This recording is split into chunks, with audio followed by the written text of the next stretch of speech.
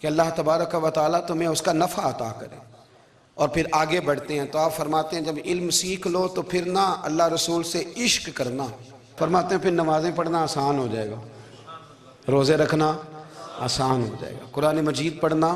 آسان، محبت کرنا۔ اور آپ نے مثال دی، جہاں بھی کوئی بات سمجھاتے ہیں ایک مثال دیتے ہیں، مثال دی، فرمانے لگے حضرت عبداللہ ابن مبارک رحمۃ اللہ تعالیٰ علیہ فرماتے ہیں میں شروع میں ایک عورت پہ عاشق ہو گیا تھا، سمجھانے کے لیے بات کرتے، عاشق ہو گیا تھا ایک عورت پہ،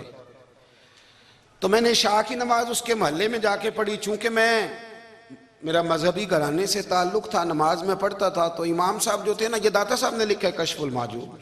امام صاحب نے نا آیات ذرا لمبی پڑھی، تو میرے دل میں خیال آیا کہ مولانا آپ تو فارغ ہیں تو ہمیں تو اور بھی کام ہے، تو کہتے ہیں نماز سے فارغ ہو کے میں اس کے گھر کے چکر لگاتا تھا، ساری رات گھومتا رہتا تھا، وہ چند لمحوں کے لیے چھت پہ آتی تھی، دو ایک بات کرتی تھی، چلی جاتی تھی، حد یہ ہے کہ مجھے کبھی اس پہ غصہ بھی نہیں آیا،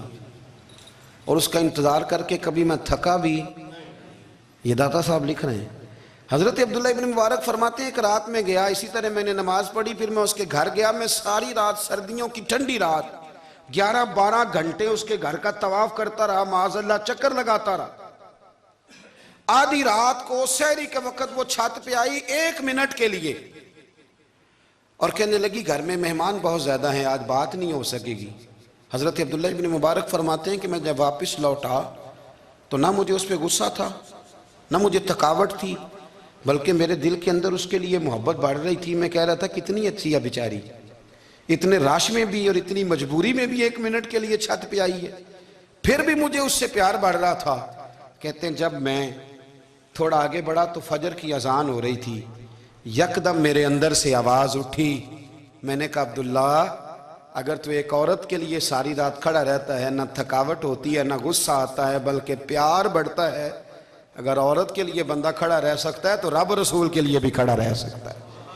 پھر تراویح پڑھنا کوئی اتنا مشکل کام نہیں ہے، پھر تہجد کے لیے اٹھنا کوئی مشکل کام نہیں ہے، شرط یہ ہے کہ پیار ہو جائے۔ ایک عورت کے لیے اگر یہ سارا کچھ ہو سکتا ہے تو اللہ رسول کے لیے بھی ہو سکتے ہیں۔ فرماتے ہیں میں نے توبہ کر لی، اور پھر میرا حال یہ ہے کہ وہ توبہ کی اور پھر 60 سال گزر گئے، ساری رات مصلی پہ کھڑا رہتا ہوں، مجھے کبھی تھکاوٹ نہیں ہوئی، پھر کبھی تھکاوٹ نہیں ہوئی۔ تو داتا صاحب کہتے ہیں پہلے علم سیکھ، پھر اس کے بعد اللہ رسول سے پیار کر، اور پیار والی نماز پڑھ، مشقت والی نہ پڑھ، یعنی بوجھ والی نہ پڑھ کہ اب میری جان چھوٹ جائے تو میں بھاگ کے جاؤں، تم ادھر بیٹھو تو میں دوڑ کے نماز پڑھ کے آیا، یہ والی نماز نہ پڑھ۔ پھر تو آیا تو پھر ذوق پیدا کر، پھر تیرے اندر شوق ہو، پھر تو توانائی والا جذبہ رکھے دین کے معاملے میں۔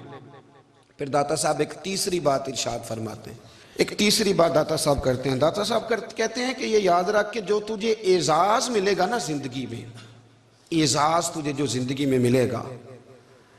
اور کوئی کرامت اگر تجھے ملے گی تو وہ صرف نبی پاک علیہ السلام کی سنت اور شریعت کی وجہ سے ملے گی۔ تو جتنے مرضی چلے کاٹ لے، وظیفے کر لے، کالا جادو، نیلا جادو، پیلا جادو، جو مرضی تو سیکھ لے،